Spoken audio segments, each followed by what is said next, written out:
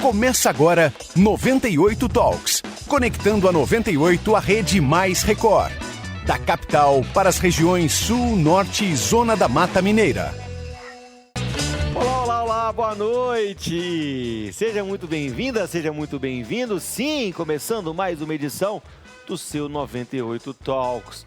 O seu noticiário diário aqui na Rede 98, aqui na Rede Mais, aqui na sua telinha, na sua sala, na sua casa, na sua residência e no dial do seu radinho. Eu sou o Lucas Raj, nesta quinta-feira, dia 9 de janeiro de 2025, sigo fazendo as férias ad eternum de Paulo Antônio Morgante Leite, trazendo tudo para você que foi notícia no Brasil e no mundo com o melhor time de comentaristas. Se você está em Belo Horizonte, você está sintonizando a gente pelo 98.3 FM do seu radinho, no dial, onde tudo começou há 55 anos, a primeira FM estéreo da América Latina.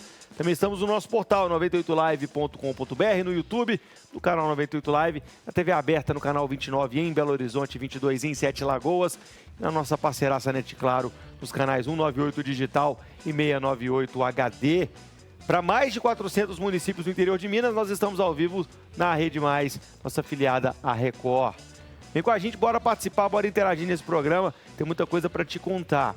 Na mesa operadora do Talks, ele, Gilvan Gandra, o nosso querido Talibã, lá no controle mestre, nos cortes velozes da imagem da 98 e da Rede Mais, nosso querido Teofi Júnior. A produção é de Eric Funes.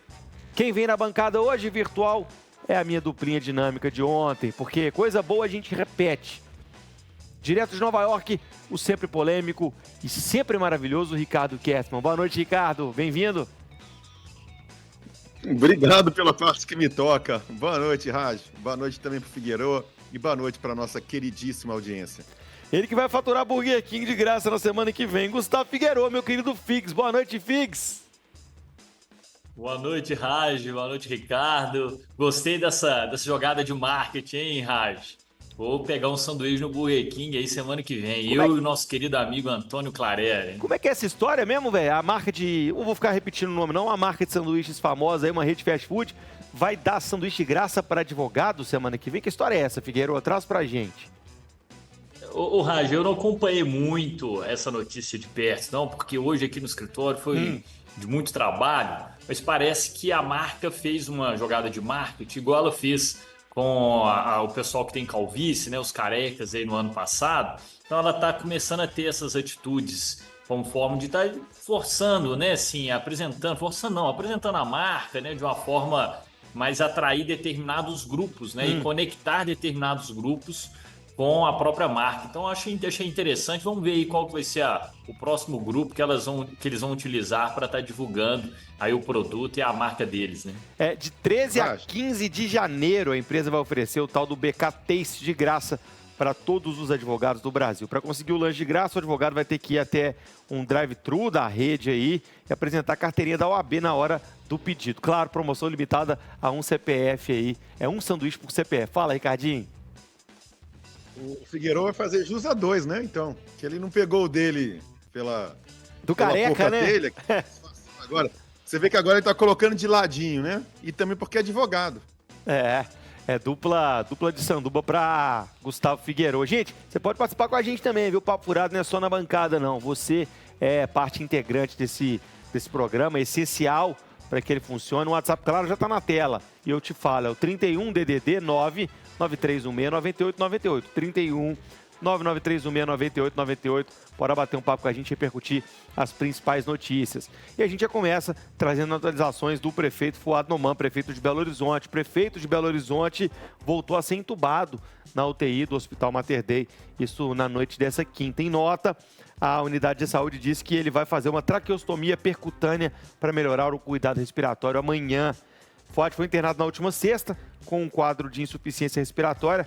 Já havia passado pela intubação na unidade de terapia intensiva, mas desde a segunda seguia com suporte de oxigênio usando um catéter nasal externo.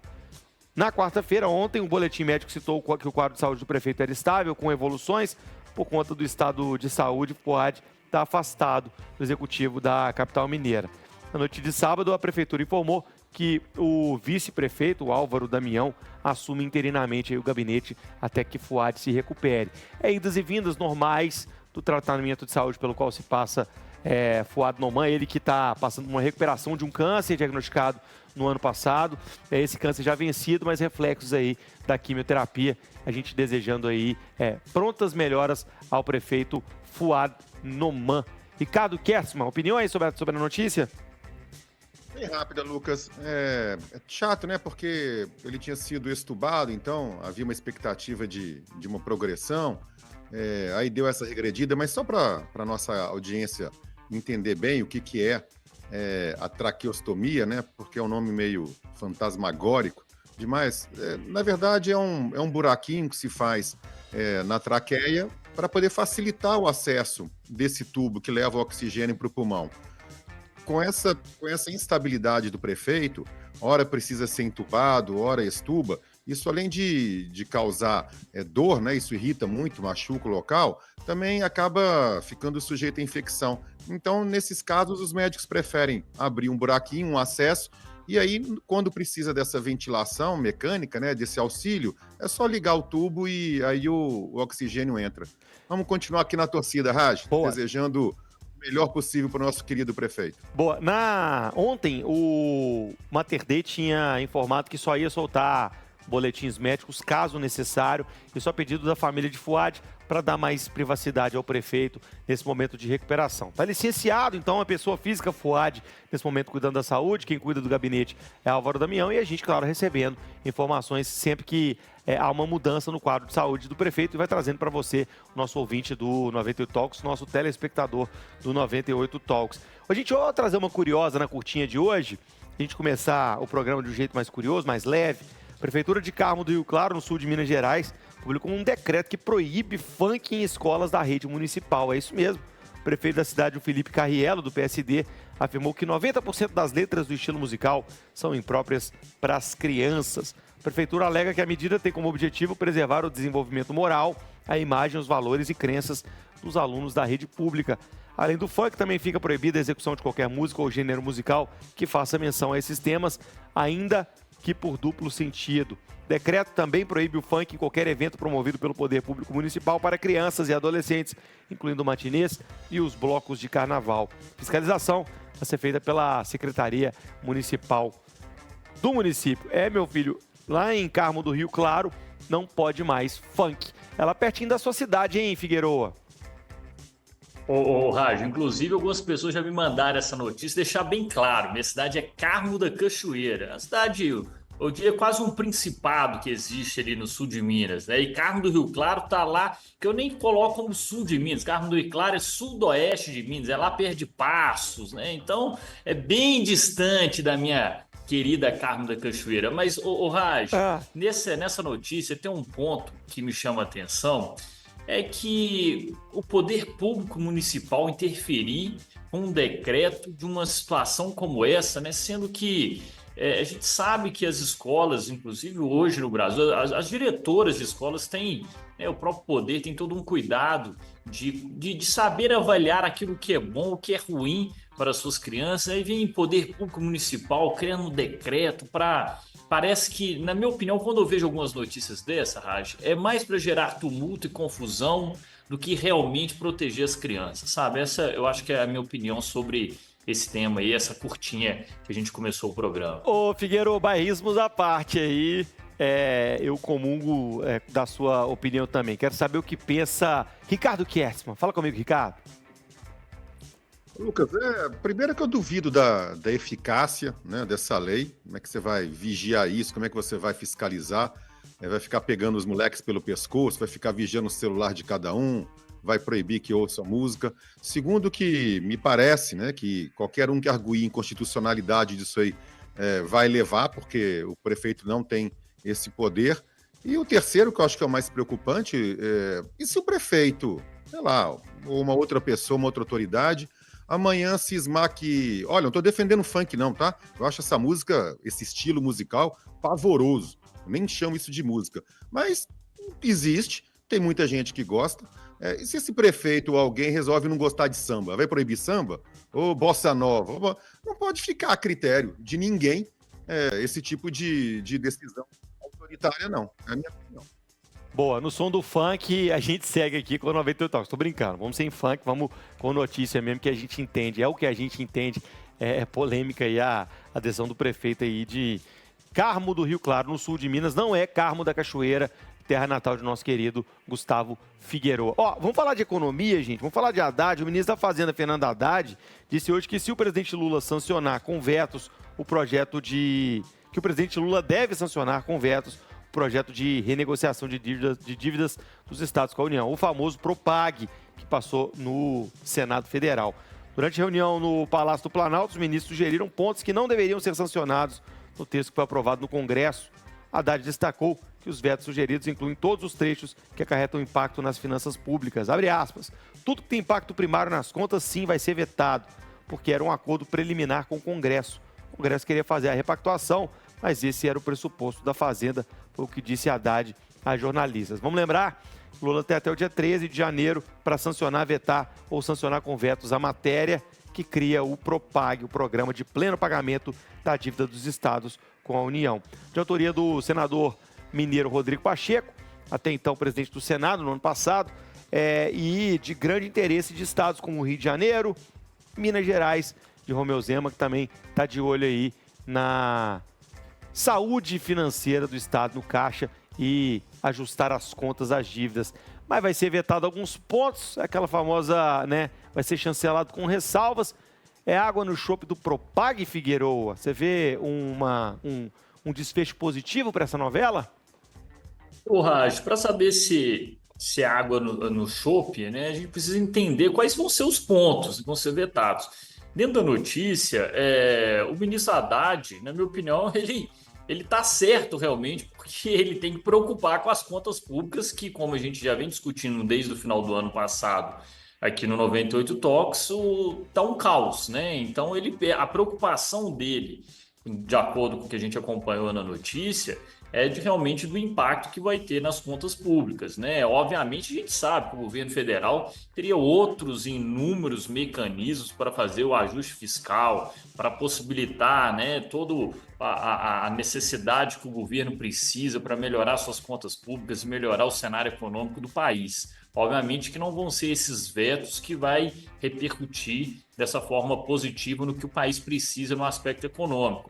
Mas, do ponto de vista prático, a finalidade, a opinião do ministro Haddad está condizente com aquilo que realmente que é o que ele tem que tomar conta, né? Agora, Raj, a gente precisa saber exatamente quais serão esses pontos, né? O que ele vai realmente orientar ao presidente Lula a vetar e ver se isso vai gerar algum impacto. Lembrando que isso já é uma grande novela, que a gente vem discutindo isso, e que Minas Gerais precisa mesmo dessa aprovação para que possa realmente respirar e tocar à frente, né, todos os seus investimentos, tudo aquilo que o Estado de Minas Gerais precisa e o povo mineiro também, né, Raj? A gente vê que caminho vai levar até segunda-feira, tem a data aí, Lula, inclusive hoje se reuniu com o Haddad para acertar alguns pontos, quer ajustar alguns pontos daquele corte de gastos do governo federal. Provavelmente eles devem ter debatido o PROPAG também. Agora, fica ruim para Rodrigo Pacheco, né? O senador que viu aí o PROPAG como uma panaceia que sanaria a questão da dívida não só de Minas, mas outras unidades federativas, e pode ter aí a sua festa encerrada mais cedo com alguns vetos de Lula, né, Ricardo? Lucas, eu não acredito não, tá? A gente tem que esperar a definição de quais seriam esses vetos, porque é a mesma coisa que você dizer assim, olha, é proibido fazer xixi na cabeça de alguém, né? Há uma regra na administração pública, nas finanças públicas, toda vez que você mexe, e o governante, né, a autoridade que não respeitar essa regra, incorre em crime de improbidade. No caso do presidente, até crime de responsabilidade. O Figueiredo, que ontem falou em impeachment, se ele incorrer em crime de responsabilidade, isso pode ensejar um pedido de impeachment. Há uma regra que diz que o seguinte: toda vez que você contrai uma despesa, você é obrigado a demonstrar a receita que vai suportar essa despesa. Ou quando há uma renúncia, né, quando você está deixando de arrecadar, você tem que arrumar também uma outra fonte para poder fazer a cobertura desses gastos. É mais ou menos isso que o ministro está dizendo. Tem tem determinações no plano que ferem esse princípio, porque vai acarretar aumento do déficit primário. Isso realmente não pode acontecer. Eu acho, aqui é um chute meu, que deve ser pouca coisa, porque essa lei foi muito bem feito pelo Congresso, como você mesmo disse, foi capitaneado pelo senador Rodrigo Pacheco. Isso passou pelas comissões, passou pelos técnicos, foi costurado com o governo também, isso foi para o governo algumas vezes. Pode ser que tenha tido um exagero ou outro lá, mas eu acho que nada, viu, o Raj, que desconfigura o conjunto da obra. Acho que não. Sobre a dívida de Minas, para te atualizar, para te manter muito bem informado, 165 bilhões de reais é a soma. E subindo, é a bola de neve a qual tem que encarar Romeu Zema e o governo estadual. 4 parcelas já foram pagas, somando aí aproximadamente 9 bilhões de reais. Vai ter muita coisa para ser paga ainda. O regime de recuperação fiscal foi aprovado no ano passado, na Assembleia Legislativa, e é uma escadinha para o Propag, porque foi aprovado o texto base, né? Alguns destaques foram derrubados, mas foi uma porta de entrada para esse programa de renegociação de dívidas que pode ser sancionado na segunda-feira por Lula. Vale lembrar que, uma vez sancionado, os estados têm até 31 de dezembro deste ano para aderir ou não ao programa de renegociação de dívidas. Vamos falar do Supremo Tribunal Federal, gente? O STF pode rever aquela regra estabelecida lá em 22, que mantém a validade de votos de ministros aposentados em julgamentos. Caso a mudança seja aprovada, alguns ministros novinhos podem ter seus votos beneficiados. Cristiano Zanin e Flávio Dino são 2 deles, indicados de Lula, que ainda não votaram em algumas decisões da Corte que estão em aberto. A norma foi proposta por Xandão em 2022, durante o governo de Jair Bolsonaro, foi validada quase que unanimemente pelos togados na Corte. Na época, o objetivo era garantir a manutenção de votos já registrados em julgamentos virtuais, mesmo quando levados ao plenário físico. Vamos lembrar que tem julgamento no Supremo que leva anos para ser finalizado. O ministro vota, alguém pede vista, o projeto é engavetado, o texto é engavetado, e aí volta a ser aberto depois, e o voto está lá lançado. O Moraes justificou a medida como alinhada ao regimento interno e à legislação, afirmando que, uma vez dado, deve ser mantido o voto do ministro que já proferiu, que não pode debater, tampouco defender seu voto. Atualmente, os votos de magistrados aposentados em julgamentos virtuais continuam válidos, mesmo quando há pedido para que o tema seja analisado presencialmente. Se a alteração valer, se essa revisão realmente sair, questões como a descriminalização do aborto, compartilhamento de dados de buscas online e a inclusão do ISS na base de cálculo do PIS/COFINS poderão ser impactadas. E aí, quem ainda não votou e chegou agora, pode sim sentar na janelinha. Fala com o meu jurista de plantão, Gustavo Figueroa. E aí? Raj, na minha opinião, isso é a maior prova de uma insegurança jurídica de quem deveria dar a segurança jurídica, né? E mais, né, Raj? Uma regra que já foi criada em 2022, agora alterar de acordo com as vaidades ou com os interesses que estão em pauta no Supremo Tribunal Federal. Esse que é o maior risco, né? E é um risco do ponto de vista de segurança jurídica que o país tanto precisa. Imagine você, aquele ministro que à época já exercia a sua função, né, como ministro do Supremo Tribunal Federal, proferiu seu voto, e aí ele aposenta, e aí quando conclui o julgamento, esse voto dele não vale do ministro que está aí ocupando agora a cadeira que era do ministro anterior, né? Isso gera uma insegurança porque aquela decisão que foi dada lá atrás, ela produziu seus efeitos. Por mais que a decisão final é do colegiado e ali vai sair um acórdão, que é a decisão conjunta dos ministros, isso não pode violar, inclusive, essa decisão, né, essa possível mudança que o Supremo vai colocar, viola um direito constitucional previsto na nossa Constituição, que é o princípio do juiz natural, né? Aquela pessoa que foi investida do cargo, ela tem a sua função jurisdicional, o seu dever de julgar, e foi realizado à época que ela estava investida dessa função. Então, na minha opinião, Raj, essa decisão ela vem realmente como forma de gerar ainda mais segurança jurídica de decisões e de temas importantes que o país tanto precisa, né?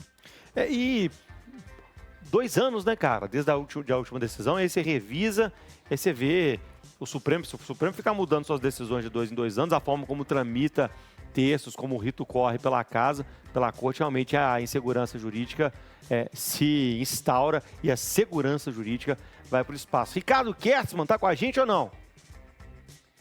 Ô, Lucas, Acho que não, mas eu tô falando acho aqui pelo seguinte, é porque, eu na minha ignorância sobre direito, eu havia entendido, eu quando li a respeito, eu quando me aprofundei no tema, a interpretação que eu fiz era que seria essa regra, se for aprovada, ela só vale para aqueles julgamentos que se iniciaram no ambiente virtual, de modo virtual, né? Quando os ministros fazem o voto virtual, e que não foi definido ainda em plenário, não teve o tal do trânsito em julgado, não teve o acórdão estabelecendo a decisão. Se for isso mesmo, se eu não estiver errado, Figueiredo, por favor, me corrija, eu posso realmente estar totalmente por fora, mas se for isso mesmo, eu tendo a concordar, porque se você tem uma mudança da configuração do quadro da corte em um julgamento que ainda não foi definido, eu acho que é legítimo que o juiz, o ministro que está ocupando o cargo, participe do julgamento no plenário. De novo, se eu entendi bem, é o seguinte, uma votação que foi feita em ambiente virtual, ministros já se aposentaram, beleza. Aí essa pauta vai ser decidida no plenário. Vão ter 2 cadeiras com novos rostos ali, com novas pessoas. Essas novas pessoas não votariam porque as anteriores manifestaram voto. Então, neste sentido, eu tendo a achar que é uma boa medida. Agora, ao mesmo tempo, eu concordo com vocês, eu concordo com o Figueiredo, isso pode trazer mais insegurança jurídica ainda do que já existe no Brasil.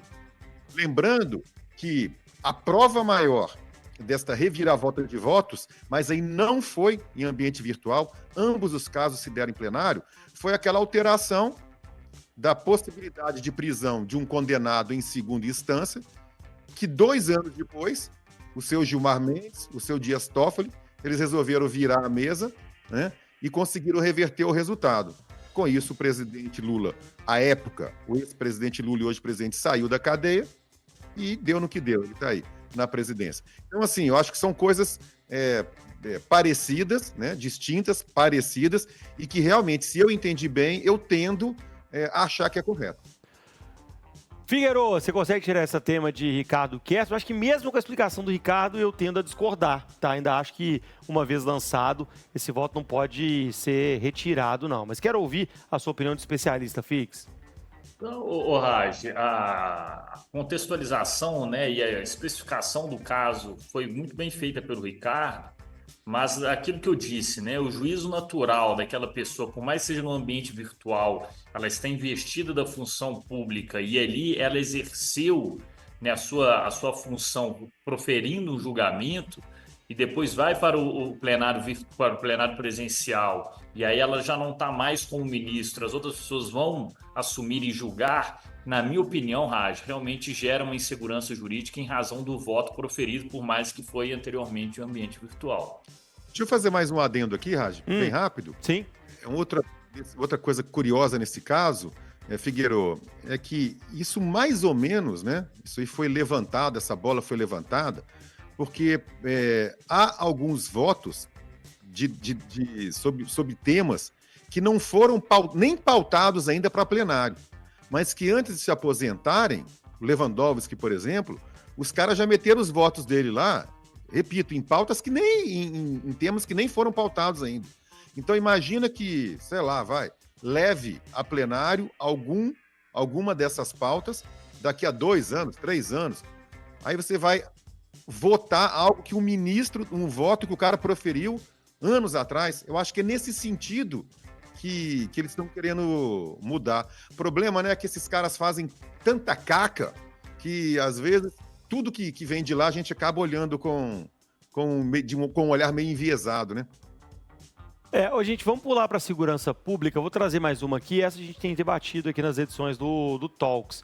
Vou falar sobre violência, principalmente violência policial. O governo federal estabeleceu metas para 2030, visando reduzir aí taxas de homicídio doloso, feminicídio e mortes por intervenção de agentes do Estado. Definida pelo Ministério da Justiça, a meta para 2030 é diminuir as taxas de homicídio doloso para 14 mortes a cada 100 mil habitantes. Para se ter noção, em 2023, o Brasil registrou uma taxa de 19 mortes por 100 mil pessoas. Quais são as possíveis medidas previstas? Treinamento e capacitação, apoio à saúde mental e políticas de prevenção à violência. A gente tem falado muito sobre isso porque o Ministério da Justiça, agora sob comando de Ricardo Lewandowski, do ministro Ricardo Lewandowski, emitiu recentemente um decreto um pouco vago que restringe um pouco e aperta um pouco a ação de forças policiais, inclusive com o uso de arma de fogo em operações. Decreto esse, inclusive, criticado por alguns governadores pelo Brasil. E aí está mais uma missão, aí, uma meta estabelecida pelo governo federal para tentar reduzir ainda mais a violência por agentes públicos. Ricardo Kertzmann, com você. Lucas, é mais do mesmo, porque, caramba, parece difícil de compreender. Não existe manual, nem em polícia, nem em agente carcerário, nem em guarda de trânsito, não importa, não existe no manual de qualquer agente que lida com a segurança pública, que pode matar, que pode abusar do poder, que pode bater nos outros, que pode agir de forma... Não está escrito isso. Todo mundo sabe, você não precisa regulamentar o que já é regulamentado, o que já é proibido. O que falta de verdade é, número 1, é treinamento. Eu não vou nem dizer que é uma má contratação, que falta capacidade de contratar bem, não vou dizer isso, mas falta treinamento. Porque se isso continua ocorrendo, falta treinamento, falta punição adequada para quem incorre em erro. Não adianta ficar escrevendo, sabe, Lucas? A cada 2 meses emitindo um decreto, emitindo uma regra, indo para o microfone, dizer que isso não pode. Todo mundo sabe. Você opinou, Figueiredo opinou e agora a nossa audiência também opina. O WhatsApp, claro, é o 31993169888. Você é o nosso convidado de honra aqui no 98 Talks, que traz muita pauta polêmica. Ô, Figueiredo, você concorda com o Ricardo? Violência policial, esse decreto que foi assinado pelo Ricardo Lewandowski, que agora essa meta, eu digo, ambiciosa para 2030, para reduzir esses crimes por agentes públicos, está tudo na mesma linha? Raj, concordo e mais, né? A gente já discutiu, como você disse, lendo a reportagem ano passado, sobre essas medidas, né, do Ministério da Justiça. Até porque a responsabilidade sobre a segurança pública é dos estados, né? E cada estado tem a sua realidade. A gente tem aqui a nossa Polícia Militar como uma referência na área de segurança pública. Você tem outros estados que precisam mais de investimentos, precisam realmente. Então, na minha opinião, geralmente essas situações, quando são colocadas, esses decretos, as informações, são mais para tentar evidenciar algo do ponto de vista de dar um retorno, falando inclusive para o próprio presidente da República, que está tentando fazer alguma coisa em prol da segurança pública, do que realmente realizar atos em prol disso, né? Então, um exemplo, o Ricardo deu inúmeras outras situações, mas eu vou te dar um que, na minha opinião, para mim, sim, extremamente importante, e as polícias, por exemplo, a Polícia Civil de todos os estados precisam bastante, que é investimentos em tecnologia, investimentos na parte de investigação, na polícia investigativa também, sabe, Raj? Então, sim, o que eu vejo é que o governo federal ele poderia ajudar muito mais, aproximando, dialogando e levando investimentos para as polícias, principalmente nessa parte de tecnologia, de investigação, do que ficar criando essas situações, como o Ricardo disse, né? Mais o mesmo, né? Situações que realmente já é utilizado, já é aplicado às polícias, né? As próprias corregedorias têm aplicado as penalidades para aqueles policiais que não seguem os seus regimentos. Então, na minha opinião, é mais para dar uma justificativa aí ou para o presidente da República ou para qualquer outra pessoa, e isso, na minha opinião, não vai levar a lugar nenhum, viu, Raj? Essas metas estipuladas pelo governo federal jogam para 2030 o resultado, mas a tendência é que sejam revisadas a cada 10 anos, ou seja, 2040, 2050 e por aí vai. Então é uma coisa mais a longo prazo, de fato. O documento também estabelece como principal prioridade da pasta nos próximos anos o fortalecimento do chamado Sistema Único de Segurança Pública, ou SUSP. É o protagonista da PEC da Segurança Pública e a prevenção da criminalidade no Brasil. Muita areia ainda nesse caminhão, muita água para passar debaixo dessa ponte e um tema que tem irritado muito governadores e esticado a corda da relação entre a União e as unidades federativas. Claro que a gente vai trazendo as atualizações em tempo real aqui na programação do 98 Talks. Vou deixar uma fumaça, eu vou chamar para o break, mas na volta quero ouvir o comentário do time. A gente pode ter mais deputado federal, viu? Pois é, o Congresso Nacional pode ser inchado, isso porque corre na Câmara dos Deputados um projeto de lei complementar, o 148/23, que quer alterar o número de deputados federais por estado. Atualmente, a quantidade de vagas parlamentares definida proporcionalmente à população estadual, mas desde 93, a disposição das cadeiras não mudou, apesar das variações do censo e do crescimento demográfico. O deputado Pezente, do MDB de Santa Catarina, que é o autor da proposta, justificou que é preciso fazer uma mudança justa, explicando que em Santa Catarina, por exemplo, um estado com significativo aumento populacional, cada deputado representa 475 mil pessoas. Aí a tal da proporcionalidade em xeque, em foco aí, a representatividade de cada deputado por cidadão nas unidades federativas. No projeto do Pezente, a quantidade total de deputados no país não mudaria, existindo apenas uma redistribuição de cadeiras de acordo com as modificações demográficas de cada região. Ou seja, vai ter estado que vai perder deputado, vai ter estado que vai ganhar deputado. Mas se você tiver um aumento demográfico em todas as unidades federativas, você vai ter um aumento do Congresso Nacional. Entendi essa medida do Pezente, não. Se aprovado, o PLP mudaria o tamanho das bancadas de 14 para 26 estados do Brasil. Parlamentares do Rio de Janeiro perderiam vagas nesse cenário aí proposto pelo deputado de Santa Catarina. A gente vai discutir essa pauta, mas é na volta do intervalo. Eu quero também a sua opinião. Pode chegar. O 98 Talks faz uma pausa rapidinho de 3 minutos e volta já já. Opa, estamos de volta. Esse é o seu 98 Talks desta quinta-feira, dia 9 de janeiro de 2025. Falta só mais um para o fim de semana, meu filho. Vem com a gente. Eu tenho muito para te contar ainda, as principais notícias do Brasil e do mundo. A gente traz para você aqui nesta edição do 98 Talks. Comigo hoje, Ricardo Kessman e Gustavo Figueroa, para trazer muito comentário de altíssima tarimba, de altíssima qualidade para você. E claro, você na outra ponta que participa sempre com a gente. Vou passar o WhatsApp, claro, DDD 31, número 99316-9898. Fechamos o bloco anterior, começando a falar sobre essa proposta do deputado federal Pezente, do MDB de Santa Catarina, que quer mudar a composição de bancadas no Congresso Nacional, na Câmara dos Deputados. Isso porque ele quer atualizar o número de deputados federais por estado, conforme aí o censo mais recente, o censo demográfico mais recente do país. Isso que não foi atualizado desde 1994. A medida pode mudar a composição de bancadas estaduais em 16 dos 26 estados brasileiros. Vou te dar um exemplo aqui. Minas Gerais, por exemplo, ganharia mais um deputado federal, de 53 passaria para 54. Para o Rio de Janeiro deu ruim, ia passar de 46 para 42 deputados federais, variação de 4 a menos aí. No Pará, seriam mais 4, passando de 17 para 21 deputados federais. Ricardo Kessman, e aí, vamos dar um saculejo aí, vamos mexer nesse balaio? Esse aí é o famoso uma no cravo e uma na ferradura, né? Por quê? Eu acho correto a proporcionalidade. Se você teve no período, nesse período todo, estados crescendo as suas populações e mantendo o mesmo número de parlamentares, e como a Câmara dos Deputados, a criação dela, a função dela é representar os eleitores dos estados, eu acho correto que você faça a revisão desses números, que aumente o número de vagas, o número de cadeiras para estados que cresceram demograficamente e que se diminua os que decresceram.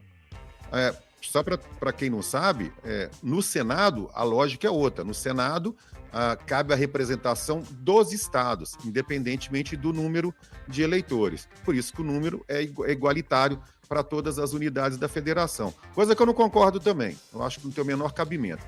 Enfim, agora, essa aí é no cravo, né? Ou na ferradura, tanto faz. Agora, por outro lado, eu acho que é muito. Não devia ter isso tudo, não. Você pode manter a proporcionalidade, mas reduzindo o número de parlamentares. Que cada parlamentar corresponda a um número maior de eleitores de cada estado. É muita gente, Lucas.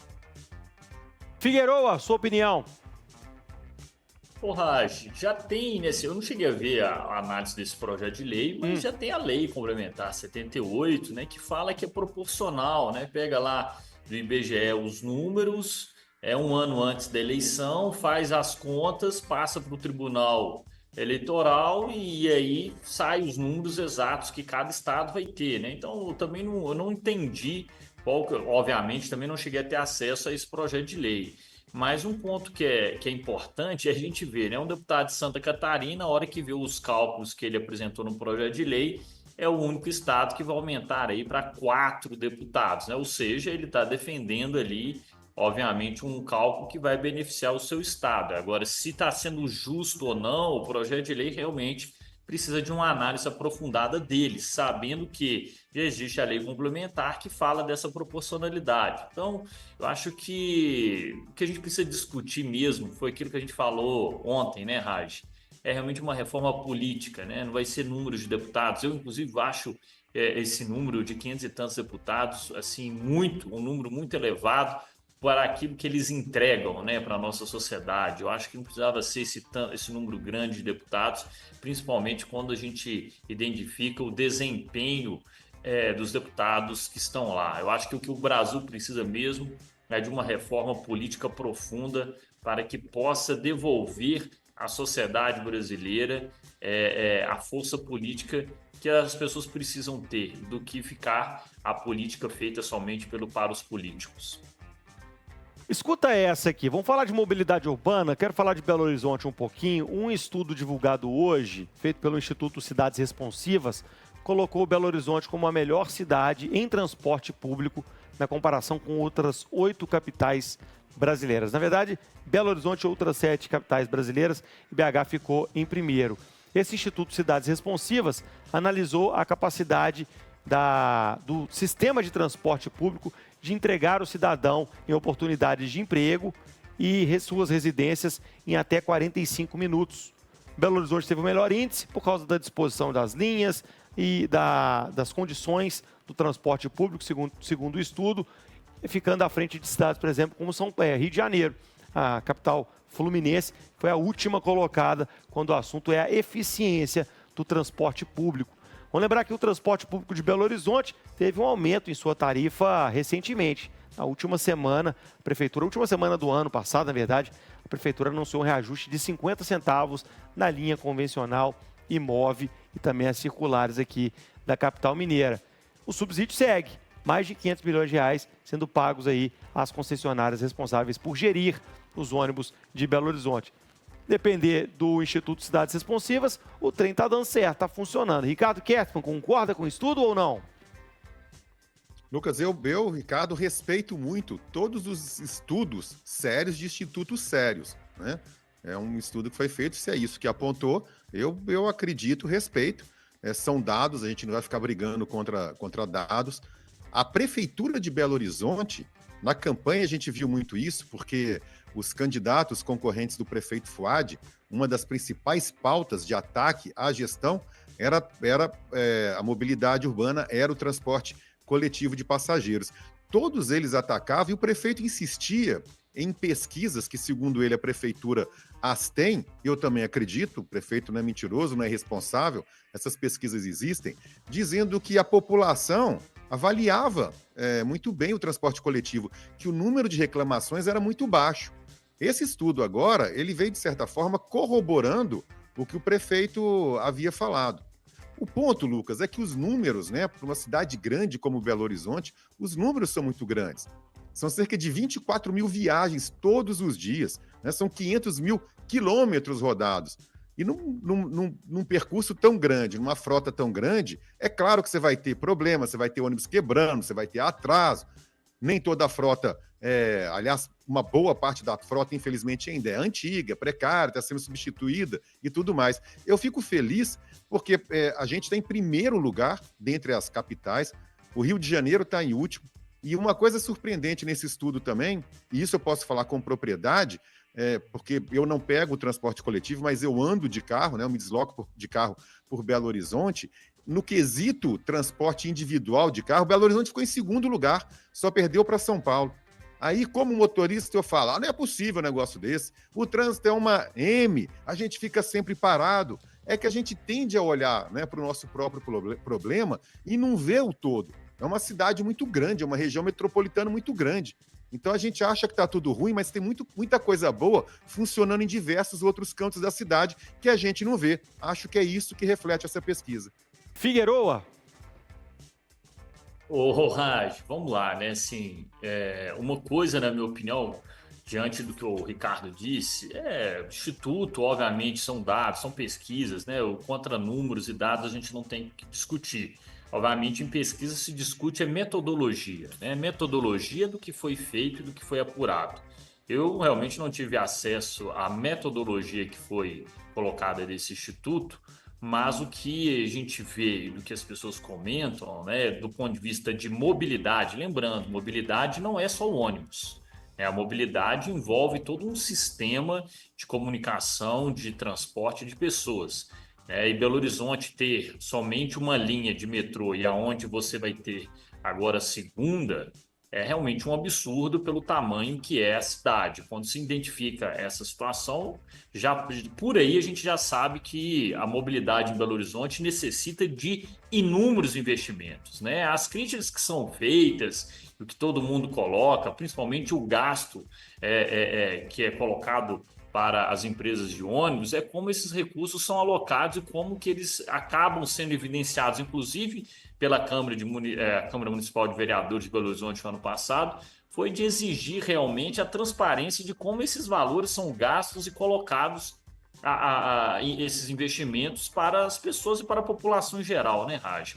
Então, sim, eu acho que a gente precisa realmente de investimentos, a mobilidade na cidade de Belo Horizonte e do que foi apurado por esse estudo não significa que é realmente o melhor dos mundos, né? Eu acho que o Belo Horizonte precisa encarar isso como um grande desafio e precisa realmente ampliar os investimentos em mobilidade. É inadmissível a questão do metrô, como a gente havia dito. E um outro detalhe muito importante, né? Belo Horizonte está dentro de uma região metropolitana. É inadmissível você ter um terminal separado, você não ter um bilhete único, né? Então eu acho que há inúmeras melhorias que precisam ser feitas para dar esse conforto a grande parte da população, não só de Belo Horizonte, mas da região metropolitana, que transitam entre essas cidades e que são usuários do transporte público, viu, Raj? Ainda sobre ônibus, hoje o Central 98, primeira edição, com os jornalistas João Henrique do Vale e Carol Torres, entrevistaram o novo presidente da Câmara Municipal, o professor Juliano Lopes. Entre os temas abordados, a mobilidade urbana foi um, e Juliano falou que vai instaurar, mais uma vez, a Comissão de Transportes para tratar da alta do preço da passagem de ônibus em BH.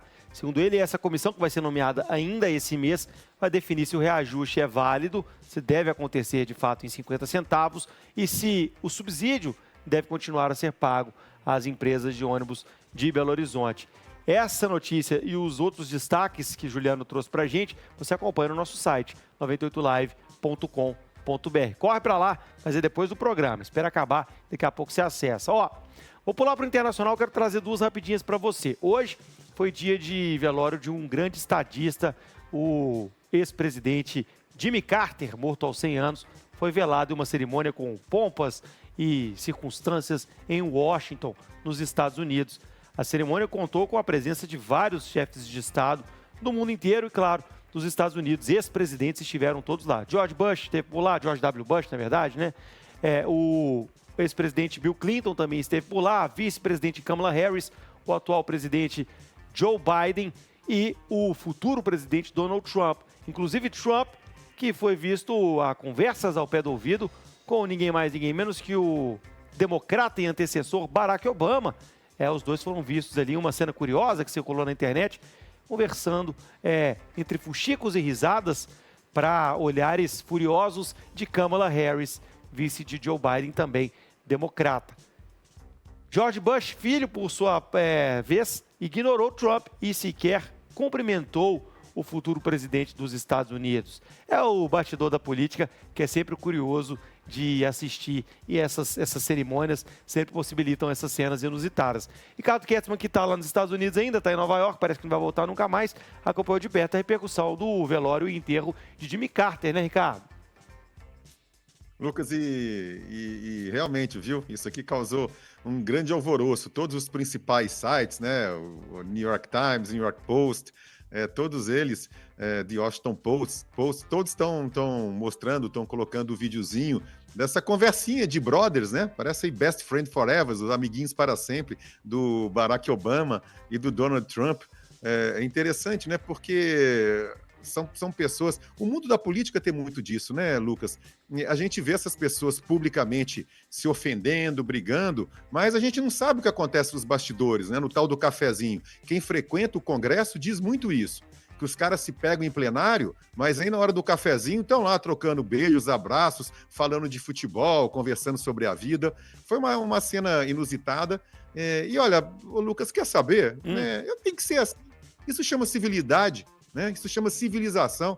As pessoas, elas não precisam ser inimigas porque têm ideias diferentes, porque militam em campos políticos diferentes. Elas podem divergir e serem educadas umas com as outras. É o famoso amigos, negócios à parte. A gente vê isso lá, a gente vê isso aqui também, e é do jogo da política. Trazer mais uma aqui, vamos para a Venezuela. A líder da oposição venezuelana, Maria Corina Machado, foi presa hoje, enquanto saía de uma manifestação contra o presidente Nicolás Maduro na região de Caracas. Informações divulgadas pela imprensa local, localização de Maria Corina é desconhecida.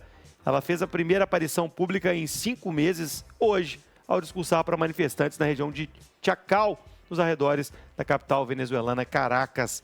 A partida opositora disse em uma rede social que membros do regime Maduro atacaram motos que estavam transportando Maria Corina Machado. Vamos lembrar que Maria Corina é acusada de uma série de crimes pelo Ministério Público da Venezuela. Em agosto, em um artigo do The Wall Street Journal, ela afirmou que estava escondida por temer pela própria vida. A opositora foi impedida de disputar as eleições de 2024, mas fez campanha para Edmundo González, a quem muitos países, inclusive, consideram o vencedor. E esse também está exilado, com medo de sofrer o mesmo destino que Maria Corina. Figueroa, o caldo ferve na Venezuela, meu filho.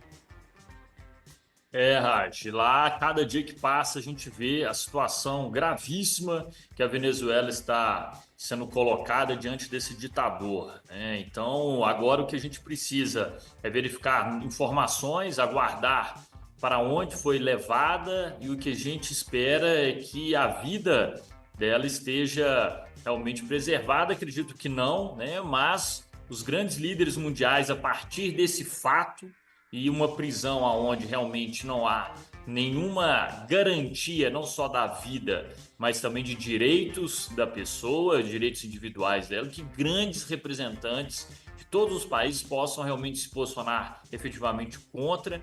E é mais uma das grandes provas do que acontece de violações a direitos e garantias fundamentais na Venezuela, né, Raj? Muito triste essa notícia, e vamos ver qual vai ser o posicionamento aí, inclusive da comunidade internacional, sobre esse fato gravíssimo que ocorreu na Venezuela. Ricardo, você tem 10 segundos, eu sei que você tem atualização sobre o caso. Traz pra gente.